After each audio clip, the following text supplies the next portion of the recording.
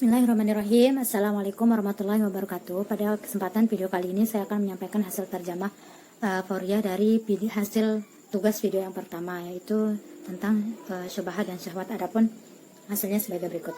Penting dan berharganya masa muda yang harus sama-sama kita perhatikan, sebagaimana Rasulullah SAW yang selalu berhadapan dengan masalah-masalah remaja dan apa saja yang berkaitan pada usia mereka ini. Karena begitu banyak remaja atau pemuda yang dipermainkan oleh syubhat dan syahwatnya, yaitu seperti meminum khamar dan berzina. Namun hal tersebut dapat dihilangkan dengan memberikan nasihat-nasihat kepada mereka.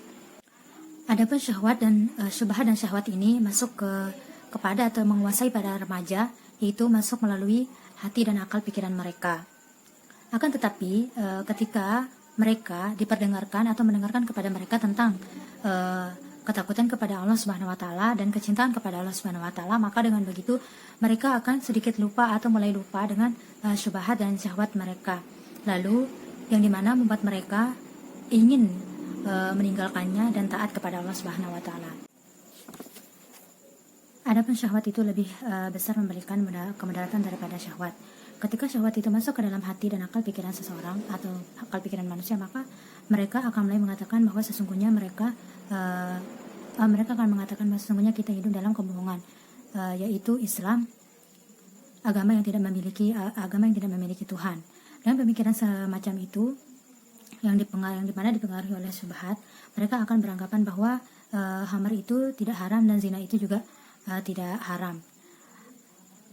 Memang menurut mereka memang akan tetapi itu terjadi pada masa terdahulu, dan kemudian pada masa sekarang khamar dan zina itu menjadi halal menurut mereka. Selanjutnya atau kemudian pada masa yang telah lalu atau pada masa dahulu pernah ada seseorang yang melakukan perbuatan zina, namun ia langsung mengingat kepada Allah, bertaubat dan beristighfar serta berusaha untuk menghindarkan dirinya dari perbuatan keji tersebut semampunya.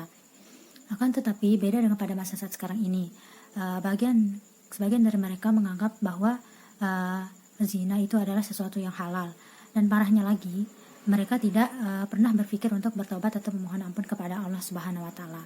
Begitu juga jamaah sekalian, ketika mereka meminum khamar dan mereka tidak menganggap bahwasanya khamar itu adalah sesuatu perbuatan yang haram, maka bahwasanya itu dikarenakan akal pikiran mereka sudah rusak akibat perbuatan keji tersebut. Maka ini juga termasuk ke dalam firman Allah Subhanahu wa taala, katakanlah, apakah akan kami beritahukan kepadamu tentang orang-orang yang paling rugi perbuatannya. Orang-orang yang paling rugi perbuatannya adalah mereka orang-orang yang sia-sia perbuatannya selama hidup di dunia.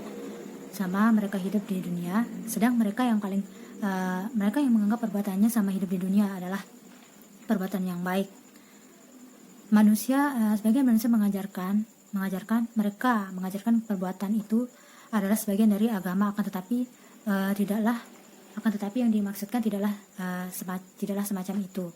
Allah Subhanahu wa taala juga berfirman, maka apakah orang yang dijadikan syaitan menganggap baik perbuatannya yang buruk, lalu ia meyakini perbuatannya itu adalah perbuatan yang baik. Sama juga dengan orang yang tertipu daya oleh syaitan, maka sesungguhnya Allah menyesatkan siapa yang ia kehendaki, dan Allah juga menunjukkan jalan bagi siapa yang ia kehendaki pula. Mungkin hanya ini saja yang dapat saya sampaikan. Mohon maaf atas segala banyak sekali kekurangan dalam penerjemahan video ini, dan terima kasih atas segala perhatian. Wassalamualaikum warahmatullahi wabarakatuh.